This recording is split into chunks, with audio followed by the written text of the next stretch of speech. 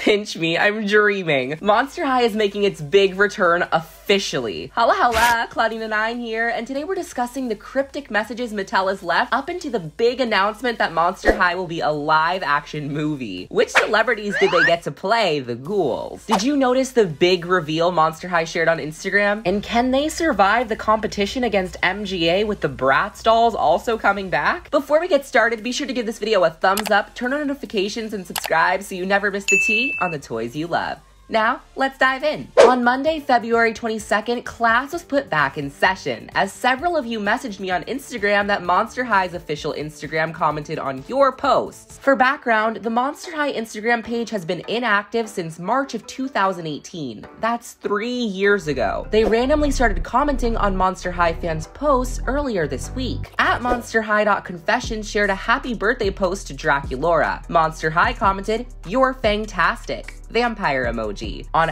@Frankie.Stein.13's post, they commented lightning bolt, skull emoji. On @WickedMen'sArt, they commented ghoul power. And on Monster High Fan 2021, they commented boo, skull emoji. All posted around the time of 5 p.m. PST. Interestingly, take a look at how some of these posts have no hashtags and don't even tag Monster High. So how did they find it? We have a theory. Monster High Fan 2021 shared the same photo of Draculaura and used #BringBackMonsterHigh. It's possible Monster High found their account through this hashtag and then decided to comment on a different post. That isn't all that happened though. Fans noticed that Monster High's Instagram deleted hundreds of their past posts. Instagram limits the amount of posts you're allowed to delete or archive at one time, so it's possible Monster High had to pause for the night because 576 posts are still live. So to capitalize on the timing while fans are discussing why posts are being deleted, Monster High shared 9 new posts in grid style. I actually cried real tears this morning seeing this post. More on that later. But first, let's dissect the hidden messages and Easter eggs within each photo. As we can see at face value, the collage photo is simply Monster High's logo against a purple backdrop with fog, but various forms of text are scattered throughout the post. On the bottom left, we can see the word ghouls twice in 2 different fonts, followed by snake scale diamond symbols and a musical note. If we flip the photo upside down, we see the other side reads,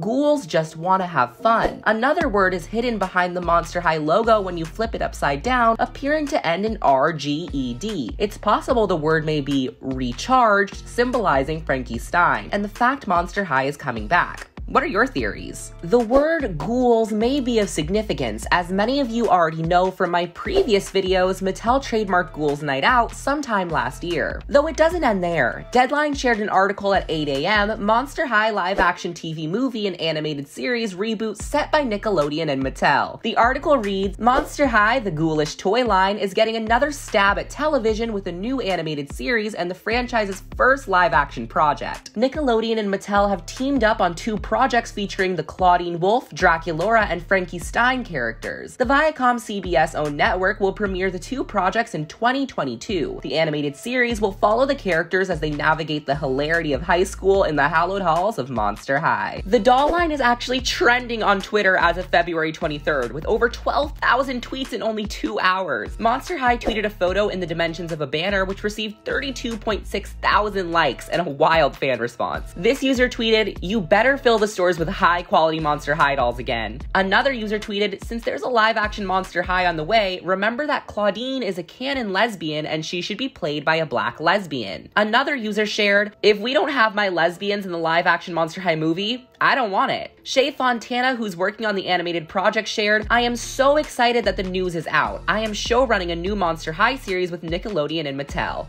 Yee!" Fontana has also worked on DC Superhero Girls, Polly Pocket, Doc McStuffins, and even Bratz, living it up back in 2006. Speaking of Bratz, did you know the dolls are also making their big return later this fall? We'll discuss the drama, how this will affect Monster High, and the obvious feud between the rivaling doll lines later in this video, so keep on watching. For context, Shay Fontana also worked on Lolly Rock, but has never been credited as working on Monster High projects. Does this mean the animated series will differ from the movies and stories we grew up with? Will they still use the same voice actors like Debbie Derryberry as Draculaura and Sally Safiotti as Claudine? Only time will tell. But as soon as more credits are leaked, we'll let you know. Though many fans are concerned this will be the 2016 reboot all over again. One of my dear friends, Melissa of My World, shared on a YouTube live stream that she's concerned Mattel will mess up the comeback with low quality dolls, but high price points. Mattel has been dropping the ball for the past few years, so I'm wondering where they will get the money to give the reboot quality.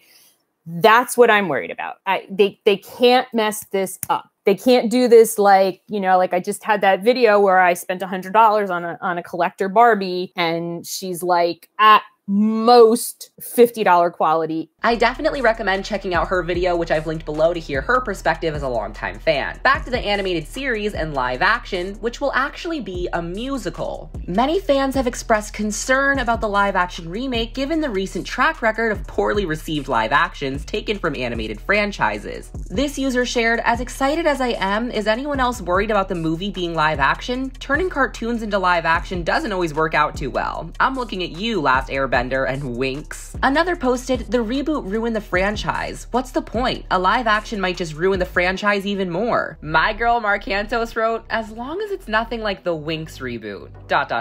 Fate the Winx Saga certainly was a controversial reboot. I've heard many mixed things about the show, from boycotting to absolute adoration for the storytelling. Since Monster High will be on Nickelodeon, it likely won't follow similar suit to Fate the Winx Saga, which is more adult and tween geared, but it'll be interesting to see how they bring the ghouls to life. Though there's many fans excited for the comeback. Yes, the little girl in me is doing cartwheels. Well, even the adult in me is doing some too." Another commented, "I'm preparing my cards for buying all the dolls. There goes my credit. A musical? That makes it so much more exciting for me." But did you know a Monster High live action musical was going to be produced since the start of Monster High? 7 years ago, it was announced Mattel was teaming up with Universal to create a live action Monster High movie written by Josh Schwartz and Stephanie Savage, who also worked on Gossip Girl. It was being pre-produced by Craig Zadan and Neil Moran, who also worked on Footloose. Garrett Sander revealed the original plot was going to center around Jackson Jekyll and Holt Hyde, emphasizing it's a mystery the two are the same person. Alas, the idea was scrapped. And now in 2022, the live action will be written by Jenny Jaff, who also worked on the Big Hero 6 TV series and is working on the new version of Rugrats, alongside Greg Erb and Jason Ormland, who worked on The Princess and the Frog. In the article by Deadline, it said, "These classic monsters have always captured kids' imaginations, and we are so excited and proud to welcome Monster High to our brand for a new generation of kids. We have terrific partners on board at Mattel to create original content in different formats, and the expertise of Nick's creative team, helmed by Claudia Spinelli on the animation development side. We can't wait to showcase the comedy and adventures of these characters as they defy expectations and take on the world. Monster High's strong message of inclusivity is more relevant than ever. Nickelodeon shares our passion for the brand and its purpose, having worked on the franchise when it first launched more than a decade ago. They are the ideal partners to bring these beloved characters and their stories to life through episodic television and the live-action television movie. We could not be more excited to introduce Monster High to a new audience. This property has always resonated deeply with fans, and our reimagination of the franchise will focus on addressing important themes of identity and empowerment for kids today. Identity could be hinting at an LGBTQ character. It's important we don't overlook these statements, because keywords like empowerment for kids today and reimagination of the franchise indicate there may be differences from the Monster High we knew a decade ago. We've seen the success of rebooted franchises that are depicted in an entirely different way, like Chilling Adventures of Sabrina, based on Archie's comics, a reimagining of Sabrina the Teenage Witch from the 1990s, so it's possible the upcoming reboot will be very different from both the reboot animation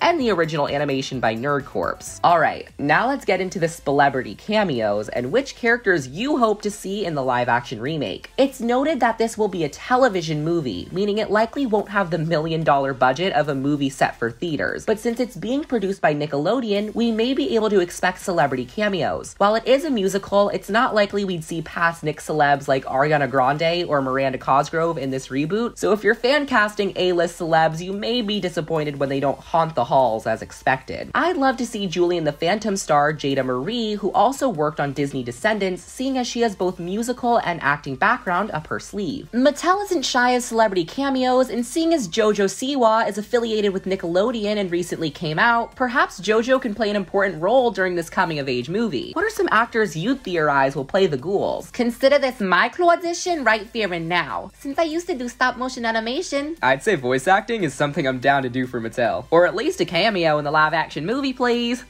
I'm I'm kidding. But seriously, Mattel, if you see this, my email is on my channel. Now let's discuss the drama with the upcoming Bratz reboot. MGA announced that Bratz will officially make a comeback for their 20-year anniversary. The line of dolls will reproduce the original core 4 Bratz, as well as a collector edition line and a reproduction of the Bratz Rock Angels dolls. Typically, when Mattel announces something in February for Toy Fair, the dolls are released in July of the same year. And it's important to keep in mind, dolls will definitely be making a comeback, because Mattel isn't a company that produces entertainment and media for the hell of it. Mattel will only create a show or series if it's to promote a toy, so dolls can be expected to release either this year or next year. But things are very different than when Monster High came out back in 2010. Back then, MGA Entertainment was at an all-time low, and Bratz sales continued to decline year after year. Now in 2020, following the popularity of the Bratz Challenge makeup trend, the Bratz franchise has a strong fan base with a huge following on social media. Many Y2K babies recall Bratz as their childhood favorites. And while Monster High shares a similar nostalgia, that type of competition didn't exist for Monster High back in 2010.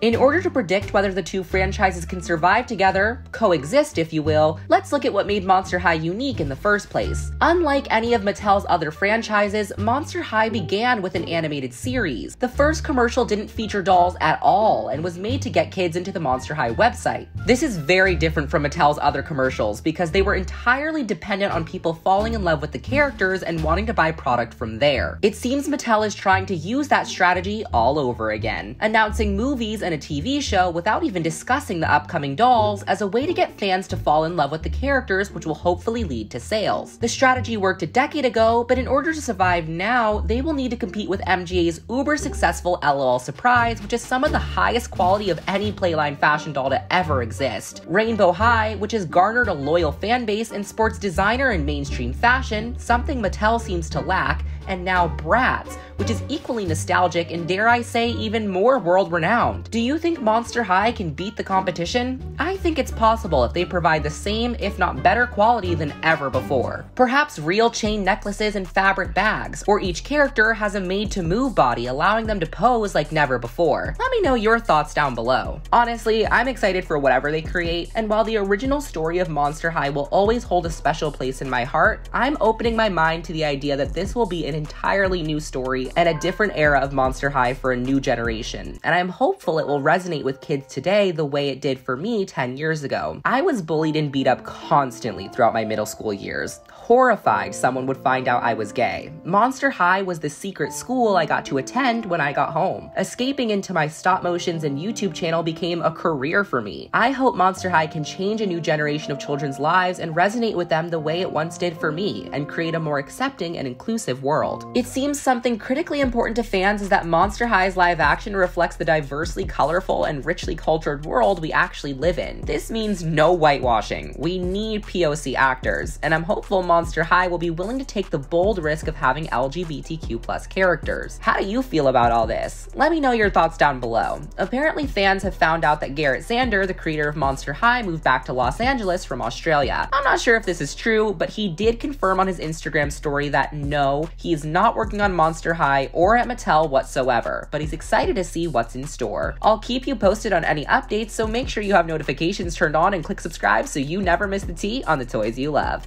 As always, thanks for watching. See ya!